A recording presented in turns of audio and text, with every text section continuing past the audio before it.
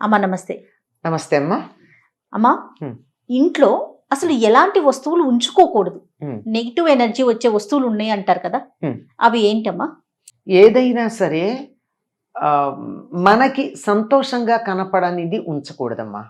చూడగానే మన మనసు వికసించాలి. కొన్నిటిని చూడగానే మనసు ఇలా మొహమే ముడుచుకుపోతుంది, అనిపిస్తుంది, ఇట్లా అనిపించేటటువంటి ఉండకూడదు అంటారు. అట్లాంటి వాటికి కొన్ని ఉదాహరణలుగా చెప్పాలి అంటే, ఆగిపోయిన గడియారాలు ఇంట్లో ఉండకూడదు.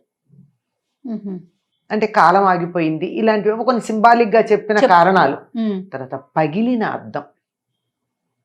అద్దాలు పగిలితే ఇంట్లో ఉంచుకోకూడదు. ఎందుకంటే పగిలిన అద్దంలో ఏం కనపడుతుందమ్మా? మొహం బోర్డు మొహాలు కనపడుతుంది, చిన్న చిన్న మొహాలు. అంచేత పగిలిన అద్దం ఉంచుకోకూడదు, వెంటనే పడేసేయాలి. అలాగే ఫోటోలకి వాటికి అద్దాలు పగిలిపోతాయి. అవును, ఫ్రేమ్స్కి అంటే ఇప్పుడు అవసరం లేవు అని లామినేషన్స్ అనుకో, ఒకప్పుడు అద్దాలు ఉండేవి.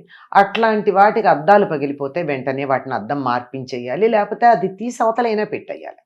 మనం దాని వంక చూడకూడదు. ఎందుకంటే ఆ పగిలిన అద్దంలో మొహం ఎట్లా ముక్కలు ముక్కలుగా బోల్డ్ ప్రతిబింబాలు కనపడతాయి అసలుది కాకుండా. అట్లా కాకుండా ఆ ఫోటోలకు అద్దాలు పగిలితే ఫోటో వెనకాల ఉన్నటువంటి చిత్రం, అది దేవుళ్ళది కావచ్చు, మామూలుది కావచ్చు, చిన్న చిన్నవిగా రకరకాలుగా కనపడుతూ ఉంటుంది కదా, అతికినట్టు, అది పనికిరాదు. అట్లాగే విరిగిపోయినటువంటి బొమ్మలు ఉండకూడదు ఇంట్లో. ఏదన్నా బొమ్మ విరిగిపోయింది అనుకోండి, వెంటనే బయట పారేయాలి. అట్లాంటివి కూడా పనికిరావంటారు. అదేవిధంగా చిరిగిపోయినటువంటి వస్త్రాలు, అంటే చిరిగిపోయిన బట్టలు బయట పారేసేంత ధనవంతులమా మనం? ఏదో విలువైనటువంటి ఖరీదైనటువంటి బట్టలు చిరిగిపోతాయి అంటే, అదేదన్నా అట్లా అయితే కుట్టి ఇంట్లో ఉంచుకోవచ్చు కానీ, వాడుతుంటే పర్వాలేదా? కుట్టి వాడుకుంటే పర్వాలేదు కానీ కుట్టకుండా వాడకూడదు చిరుగుండగా. ఎందుకంటే ఒకప్పుడు అసలు కుట్టింది వాడేవాళ్ళు కాదు మన దేశంలో. అసలు కుట్టడం అన్నది ఉండేది కాదు. కింద ఒకటి కట్టుకునేవాళ్ళు, పైన గుండెల కోటి కట్టుకునేవాళ్ళు, పైన బల్లెవాట్లాగా ఒకటి వేసుకునేవాళ్ళు, అది పద్ధతి. అంచేత అసలు కత్తిరించటం కుట్టడం అన్నది లేదు. అందువల్ల అసలు అదే దరిద్రం అనేవాళ్ళు. ఇప్పుడు కుట్టకుండా కట్టేదే లేదు కదా. మరి మనకు ఒక రెవిక కావాలి అంటే దాన్ని కుట్టందే కట్టట్లేదు. ఆఖరికి అవసరం లేదు కానీ చీరకి అయినా దాన్ని కుట్టుకోకుండా కట్టుకోం మనం, కింద ఫాల్ అతికైనా పెడుతున్నాం. కనుక ఈ కుట్టడం అనేటటువంటిది పర్వాలేదేమో కాలానుగుణంగా అనిపించినా చిరిగిన ఉండకూడదు అంటారు. అలాగే విడిచిన బట్టలు ఎక్కడ పడితే అక్కడ, చాలామంది ఇళ్లల్లో విడిచిన బట్టలు అలా వారేస్తూ ఉంటారు. ఎప్పుడో 2 రోజులకో 3 రోజులకో, ఎప్పుడు చాకలు వస్తే అప్పుడు తీయడం, లేకపోతే ఉతికే. పల్లెటూళ్ళల్లో ఒకప్పటి మాట, ఇప్పుడు అట్లా లేదు కానీ పని మనిషి ఎప్పుడు వస్తే అప్పుడు అక్కడ తీయడం. మిషన్లో వేయడానికి కూడా, మిషన్లు ఇంట్లో ఉంటే కూడా అందులో వేయడానికి కూడా బద్దకించి ఇక్కడ అక్కడ విప్పిన బట్టలు పడేస్తూ ఉంటారు. మైల బట్టలు అంటే విప్పినవి, మైలాంటి వేరే ఉద్దేశం, కట్టి విప్పిన పడేసిన బట్టలు ఎక్కడ పడితే అక్కడ ఉండకూడదు. ఇది కూడా దరిద్ర హేతువుగా చెప్పారు మనకి. అంటే ప్రతిదీ కూడా పాజిటివ్ నెగిటివ్ అనే పదాలు ఆ రోజుల్లో వాడేవాళ్ళు కాదమ్మా. ఇది దరిద్రం, ఇది శుభం, ఇది లక్ష్మి, ఇది దరిద్రం అని చెప్పేవాళ్ళు. అంటే లక్ష్మీప్రదం అంటే మంచిది, పాజిటివ్ ఎనర్జీ, దరిద్రం అంటే నెగిటివ్ ఎనర్జీ అని దరిద్రం అన్న పదంతో చక్కగా తేల్చి పడేస్తూ ఉండేవారు.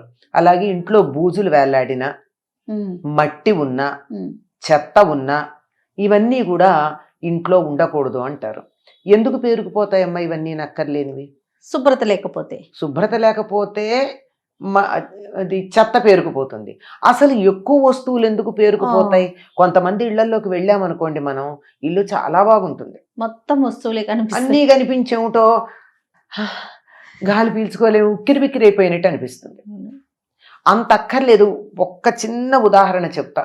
ఒక గోడ మీద 7-8 ఫోటోలు పెట్టామనుకోండి, ఒక్కసారి ఆ 7-8 ఫోటోలు తీసేసి గోడ దులిపేసి అలా ఖాళీగా ఉంచండి, ఏమిటో హాయిగా ఇల్లు కొత్తగా ఉన్నట్టు అనిపిస్తుంది. అవునా? అంచేత ఎక్కువ చేరిస్తే కూడా అది ఇంటికి ఒక రకమైన బరువు కలిగిస్తుంది. కనుక చేర్చకుండా వీలైనంత వరకు తక్కువ సామాన్తోనే ఉన్నట్టయితే శుభ్రం చేసుకోవడం తేలిక. దీనికి మార్గం ఏమిటంటే, అసలు కొత్తవి చేర్చకండి.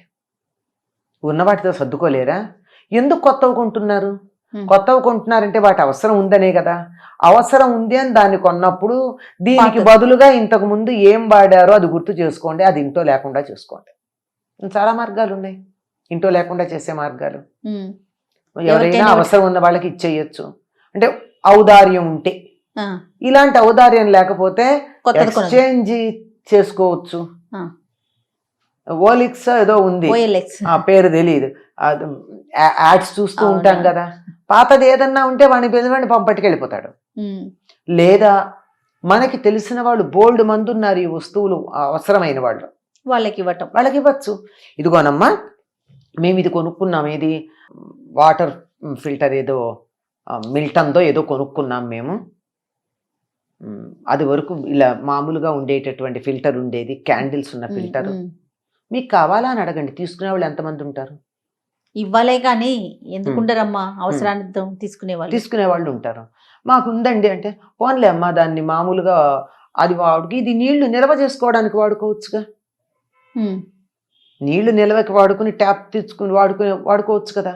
ఇలా ఎవరికన్నా ఏదన్నా ఉపయోగపడుతుందేమో అని వాళ్ళకి ఇచ్చే గుణాన్ని పెంపొందించుకున్నట్టయితే మంచిది. అప్పుడు ఇంట్లో చెత్త ఉండదు. చెత్త కూడా మనకి లక్ష్మీప్రదం అవుతుంది. ఎట్లా అవుతుంది, ఎలా లక్ష్మీప్రదం అవుతుంది అంటే, మనం ఎవరికన్నా ఇస్తే వాళ్ళు సంతోషించి